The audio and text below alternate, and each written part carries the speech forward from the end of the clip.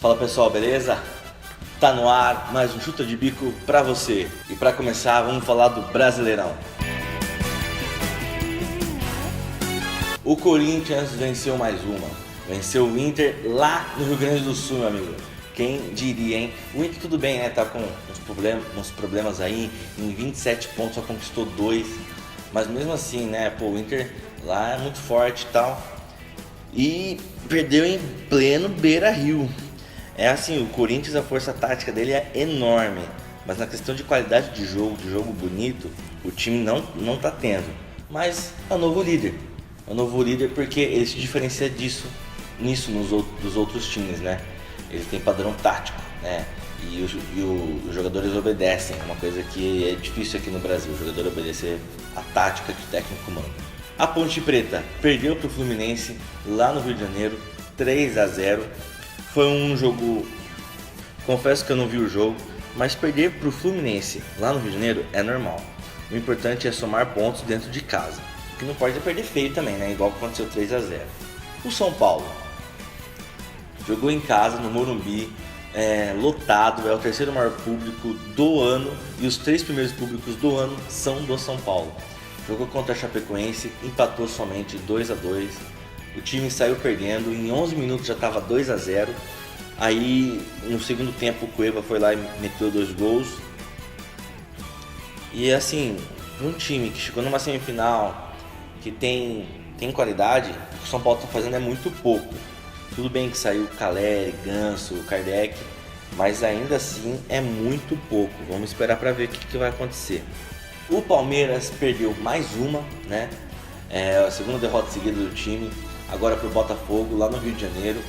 Um time que é líder e que quer ser campeão não pode perder para nenhum time debaixo da tabela. Da parte de baixo da tabela. Tem que somar 3 pontos sempre. E o Palmeiras não conseguiu fazer isso frente ao Botafogo. O time caiu para terceiro. E assim, ainda para mim é o favorito ao título. Mas tem que ser mais rígido, tem que ter mais garra e mais padrão. E o padrão tático até tem, mas assim, o time às vezes parece que precisa de alguma coisa, de um lampejo e tal, e esse cara seria o Gabriel Jesus talvez, e o time parece que já tá dependendo do Gabriel Jesus e do Fernando Praz, não pode ser assim, né? O Santos venceu mais uma em casa contra o Cruzeiro, 2-0, não deu chance pro time do novo técnico Mano Menezes, né? E o Santos, surpreendente, né? Já é o vice-líder, jogando uma bola que a gente não esperava no brasileiro. Não pela qualidade, mas assim, por dar continuidade ao trabalho, né? Isso é difícil no Santos, não na questão de manter o técnico, mas assim, jogar fora de casa, joga diferente do que joga dentro. E esse ano eles estão conseguindo manter um padrão. Então, esse time pra mim é melhor que o do Corinthians, né? Por exemplo. Ele tem esse algo a mais, além de manter o padrão tático, ele tem qualidade, e isso é diferente, porque o Corinthians só tem padrão tático. Então, olho no Santos, que ele pode realmente ser o campeão e assustar todo mundo aí. Vamos agora no Giro pelo Mundo.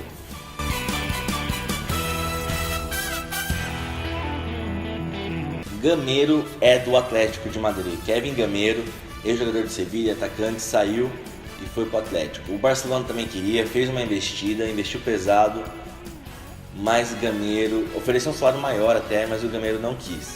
Ele preferiu ir para um time que ele tenha certeza que seria titular, como é o caso do Atlético de Madrid.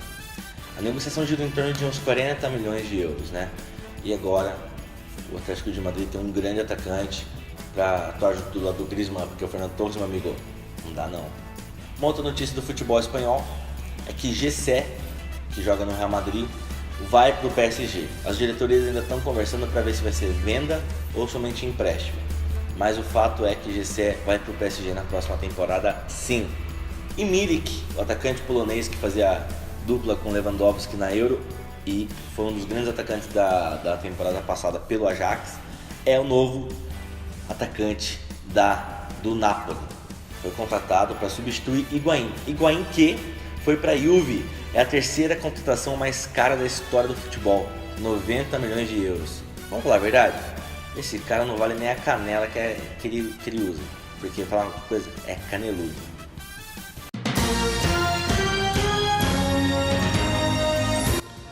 Notícia de última hora, hein?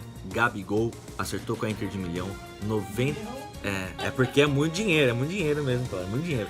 91 milhões de reais a Inter de Milão vai pagar pro Santos pelo Gabigol. Sinceramente, não vale tudo isso. E a outra notícia, né? Bausa é da Argentina. O técnico ex-São Paulo agora vai dirigir a seleção argentina. São Paulo mais uma vez, né? Exportando bons talentos para o futebol mundial. Agora ver quem vai vir. Se eu fosse diretoria do São Paulo, eu apostaria em André Vilas-Boas. Mas eu tô achando que dessa vez vem Abelão. É isso aí, valeu.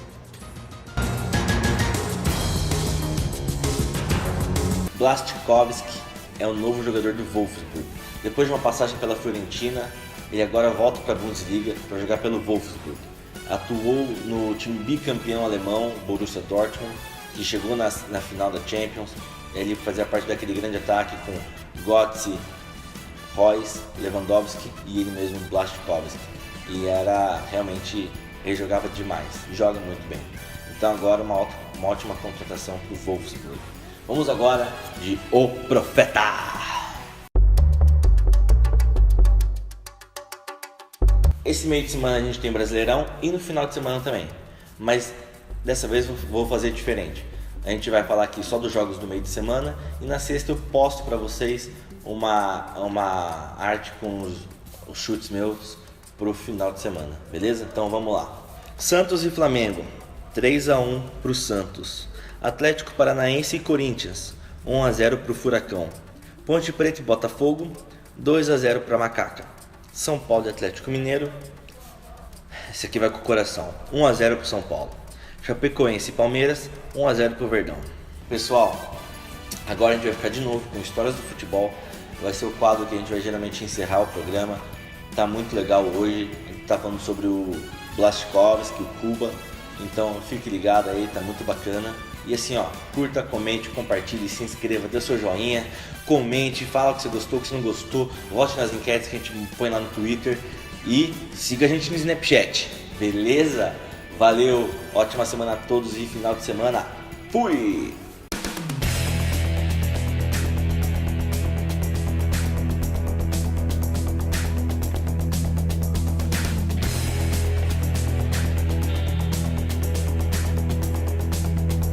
A grande maioria sabe quem é Jakub Błaszczykowski.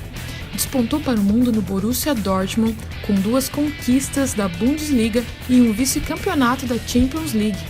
O que nem todos sabem é a história do menino Kuba. A história não é nova, mas é um testemunho de vida para muitos.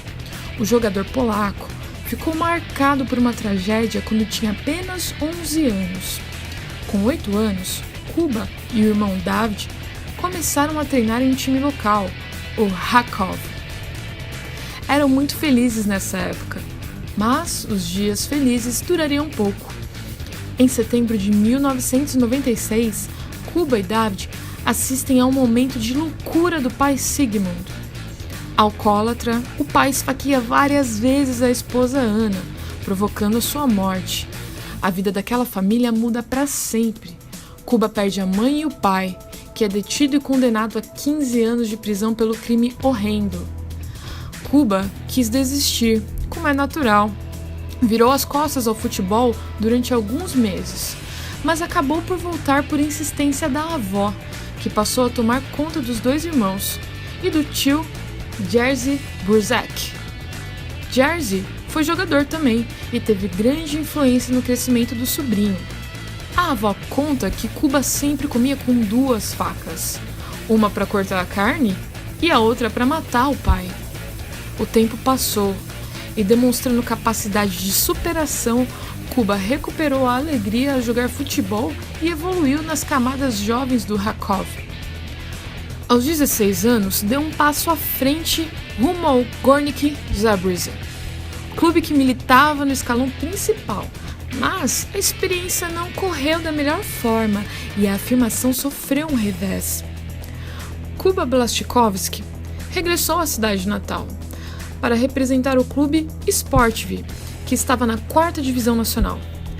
Ainda assim, ele foi convocado para a seleção sub-19 e se destacou no clube com 11 gols em 24 jogos. O tio Jerzy volta a ter um papel importante.